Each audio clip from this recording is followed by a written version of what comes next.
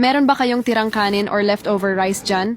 Naku, wag po itapon. Gawing masarap na pangmeryenda na siguradong pag-aagawan ng buong pamilya. Ilagay sa blender ang 2 cups na tirang kanin. Lagyan ng 3 eggs, 1 teaspoon vanilla, 1/2 cup condensed milk, 200 ml coconut cream, 2 tablespoons melted margarine, at 1/4 teaspoon salt. I-blend ito hanggang magiging puree.